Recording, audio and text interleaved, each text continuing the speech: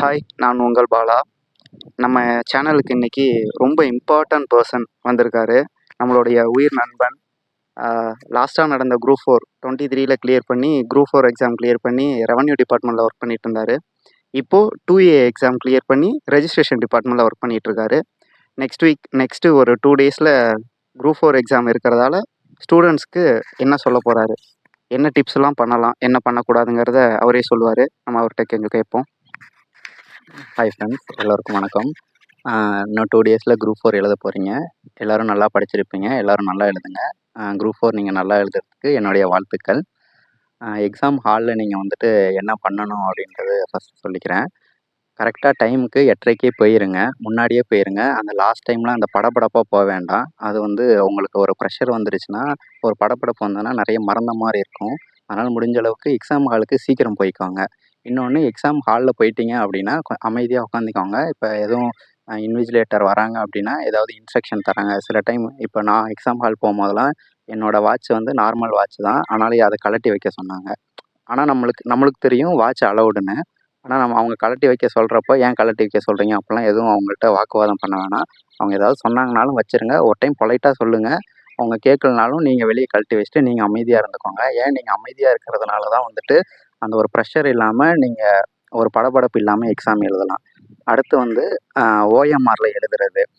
இது வரைக்கும் நீங்கள் ஒரு மெத்தட் ஃபாலோ பண்ணியிருப்பீங்க. அந்த மெத்தடே ஃபாலோ பண்ணுங்கள். அதாவது மெத்தட்னு எதை சொல்ல வரேன்னா, ஒரு சில பேர் வந்துட்டு ஒவ்வொன்றும் எழுதும் பொழுதே ஷேட் பண்ணிகிட்டே வருவீங்க ஒவ்வொரு கொஷினுக்கும். ஒரு சில பேர் என்ன பண்ணுவாங்கன்னா 1லேருந்து 200 வரைக்கும் பாயிண்ட் வச்சுட்டே வந்துட்டு அதன் பிறகு லாஸ்ட்டில் ஒவ்வொரு கொஷினாக ஷேட் பண்ணிட்டு வருவாங்க. ஒவ்வொருத்தங்க ஒவ்வொரு மெத்தட் ஃபாலோ பண்ணுவாங்க. நீங்கள் இது வரைக்கும் டெஸ்ட் ப்ராக்டிஸ் பண்ணுறப்ப என்ன மெத்தட் ஃபாலோ பண்ணீங்களோ அதே மறுபடியும் ஃபாலோ பண்ணுங்கள். இப்போ யாராவது ஃப்ரெண்ட்ஸ் சொன்னாங்கன்ட்டு அங்கே போயிட்டு புதுசாக ஒரு மெத்தட் ட்ரை பண்ண வேண்டாம்.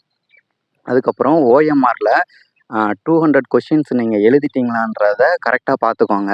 ஏன்னா ஒரு கொஷின் மிஸ் பண்ணாலும் நீங்கள் ஷேர் பண்ணலன்னா அதுக்கு 0.5 மார்க் வந்துட்டு ரெடியூஸ் ஆகும். அப்போ நீங்கள் எதில் கவனமாக இருக்கணும் அப்படின்னா 200 கொஷின் எழுதிட்டோமான்றதை எக்ஸாம் முடிச்சுட்டு உங்களுக்கு குரூப் போகும்போது லாஸ்ட்டில் எப்படியும் 5 மினிட்ஸாவது எக்ஸ்ட்ரா கிடைக்கும். நீங்கள் வந்து ஒரு 2 டைமாவது வந்துட்டு கவுண்ட்டு கரெக்டாக இருக்கா அப்படின்றத பார்த்துக்கோங்க. கவுண்ட் வந்துட்டு மிஸ் பண்ண வேண்டாம். அதுக்கப்புறம் ஓஎம்ஆரில் வந்துட்டு ஃபிங்கர் பிரிண்ட் வைப்பீங்க இல்லையா, கர்ச்சீஃப் கண்டிப்பாக கொண்டு போய்க்கோங்க. அவங்க துணி கொண்டு வருவாங்க, கொண்டு வரல. அது நம்மளுக்கு சில இடத்துல கொண்டு வந்துருவாங்க, சில இடத்துல கொண்டு வராமல் இருக்கலாம். அதனால் நீங்கள் அந்த கர்ச்சீஃப் கொண்டு போயிட்டீங்கன்னா நல்லா தொடச்சிட்டு அதில் பார்த்துக்கோங்க. அதுக்கப்புறம் வாட்டர் பாட்டில் கொண்டு போகிறீங்கல்ல, இன்கேஸ் முன்னாடியே தண்ணி குடிச்சிட்டு போயிருங்க. இன்கேஸ் வாட்டர் பாட்டில் கொண்டு போகிறீங்க அப்படின்னா, தண்ணி குடிக்கிறீங்கன்னா அதை கொஞ்சம் ஓரமாக வச்சு குடிங்க. ஓஎம்ஆரில் படுற மாதிரி குடிச்சிட வேண்டாம். ஓஎம்ஆரில் பட்டுச்சுன்னா நம்மளுக்கு மார்க்கும் ரிலீஸ் ஆகும். ஏதாவது ஷேடு போயிடுச்சுன்னா ஒரு பதட்டமும் வந்துடும். அதனால் அது பண்ண வேண்டாம்.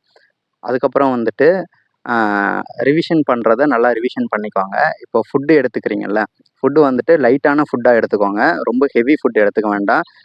ஃப்ரைடே நீங்கள் படிக்கிறத வந்துட்டு ஒரு 7க்குள்ளேயே உங்களோட பிளானை வச்சுட்டு 7க்குள்ளேயே முடிச்சிருங்க. 10க்குலாம் படுக்க போயிருங்க. நீங்கள் இவ்வளோ நாள் படித்தது தான் உங்களுக்கு வரப்போகுது. இந்த லாஸ்ட் டைமில் இது ரிவிஷன் பண்ணணும், அது ரிவிஷன் பண்ணணும்னு எதுவுமே வச்சுக்காதீங்க. நைட் ஸ்லீப் தான் ரொம்ப முக்கியம். நைட் ஸ்லீப் இருந்துச்சுன்னா தான் உங்களுக்கு அந்த நம்ம ரொம்ப காலையில் சீக்கிரம் எந்திரிச்சிட்டாலோ இல்லை நைட்டு ரொம்ப நேரம் முழிச்சிருந்தாலோ அந்த காலையில் வந்து அந்த எக்ஸாம் டைமில் நம்மளுக்கு வந்து ஒரு 1/2 மணி நேரம் 1/4 மணி நேரம் தூக்கம் வர மாதிரி இருக்கும். அதில் தான் நம்ம கேர்லெஸ் மிஸ்டேக் விட்டுருவோம். அதனால் நைட் ஸ்லீப்புங்கிறது ரொம்ப முக்கியம். 8 to 9 ஹவர் கூட தூங்கிக்கோங்க, ஒன்றும் பிரச்சனை இல்லை. காலையில் பொறுமையாக 6 மணிக்கு எந்திரிச்சுக்கோங்க. சாப்பிட்டு கிளம்புற மாதிரி மட்டும் வைங்க. அந்த 7க்கு ஃப்ரைடே 7க்கு மேலே எந்த பிளானும் வச்சுக்க வேண்டாம். நைட்டு தூங்கிட்டு எழுந்துருங்க.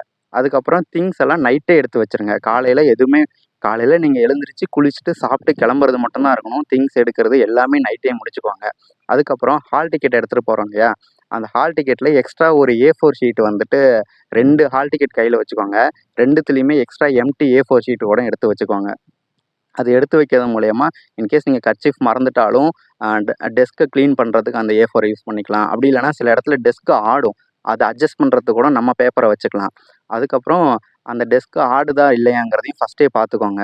ஏன்னா நான் எழுதும் பொழுது டெஸ்க்கு வந்து லைட்டாக ஆடிடுச்சு. அப்போ நான் புக்லெட் நம்பர் போடுறப்போ எனக்கு வந்து அந்த ஷேடு வந்துட்டு லைட்டாக வெளியே வந்துருச்சு. அது ஒன்றும் பிரச்சனை இல்லை. இருந்தாலும் எனக்கு ரிசல்ட் வர வரைக்கும் ஒரு பயம் இருந்துகிட்டே இருந்துச்சு. அந்த ஷேடு என்ன ஆகுமோன்னு அது நம்மளுக்கு ஒரு உறுத்தலை கொடுத்துட்டே இருக்கும். அதனால் பெஞ்ச் வந்து கரெக்டாக இருக்கா அப்படின்றத பார்த்துக்கோங்க. ஓகே, நீங்கள் கொஞ்சம் யூஸ்ஃபுல்லாக சொல்லியிருப்பீங்க. பட் ஆனால் எனக்கு வந்து பர்சனலாக நடந்த விஷயம் என்னென்னா, என்னோட அந்த இல்லூஷன். ஃபர்ஸ்ட்டு தோன்றது தான் மேக்ஸிமம் நான் படிச்சதுல ஆன்ஸரா இருக்குமோ! அப்படிங்கிற மாரி நான் நெறைய எக்ஸாம்ஸ்ல ஃபீல் பண்ணியிருக்கேன். உங்களுக்கு அதோட தாட்ஸ பத்தி நீங்க ஏதாவது சொல்லுங்க. அதாவது நம்ம இத சப்கான்ஷியஸ் மைண்டுன்னு சொல்லுவோம். நம்ம படிச்சிருக்கிறது வந்து நம்ம சப்கான்ஷியஸ் மைண்ட்ல இருக்கும். அங்கருந்து தான் உங்களுக்கு டெலிவர் ஆகும்.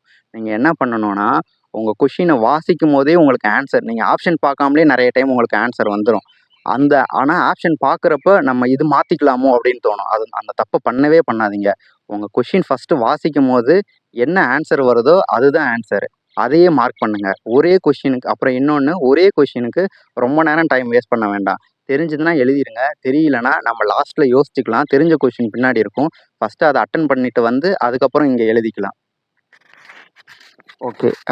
நீங்க நல்ல டிபார்ட்மெண்ட்டே எடுத்திருக்கீங்க. நல்ல ஸ்கோர் தான் பண்ணியிருப்பீங்கன்னு நெனைக்கிறேன். இருந்தாலும் எனக்கு ஒரு டவுட்டு. நீங்களும் ஏதாவது கேர்லெஸ் மிஸ்டேக்ஸ் ஏதாவது பண்ணியிருக்கீங்களா? எக்ஸாம் ஹால்ல? கண்டிப்பா கேர்லெஸ் மிஸ்டேக்ஸ்ன்றது வரும். நானும் எக்ஸாம் ஹால்ல வந்து ரொம்ப சில்லியான கேர்லெஸ் மிஸ்டேக்லாம் பண்ணியிருக்கேன்.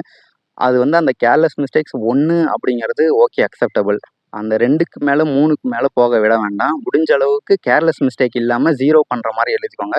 ஃபர்ஸ்ட்டு எக்ஸாம் ஆரம்பிக்கும்போதே யோசிச்சுக்கோங்க. நம்ம தெரியாதது வந்துட்டு தப்பு பண்ணலாம். ஆனா தெரிஞ்சது 1 கூட தப்பு பண்ணக்கூடாது அப்படின்றத நல்லா யோசிச்சுட்டு எழுதிக்கோங்க. ஓகே. ஸ்டூடண்ட்ஸ்க்கு எல்லாமே யூஸ்ஃபுல்லா இருந்திருக்கும்னு நெனைக்கிறோம். ஸ்டூடண்ட்ஸ்க்கு ஒரு விஷ் பண்ணிட்டீங்கன்னா, கொஞ்சம் எல்லாருக்கும் கொஞ்சம் ஹெல்ப்பாவே இருக்கும். ஆ எல்லாரும் எக்ஸாம் நல்லா பண்ணுங்க. எல்லாரும் சர்வீஸ்க்கு வாங்க. All the best. Okay. Maths with relax channel சார்பா நம்மளும் ஸ்டூடண்ட்ஸ் எல்லாருக்கும் விஷஸ் சொல்லிக்கலாம். All the best to all. Thank you.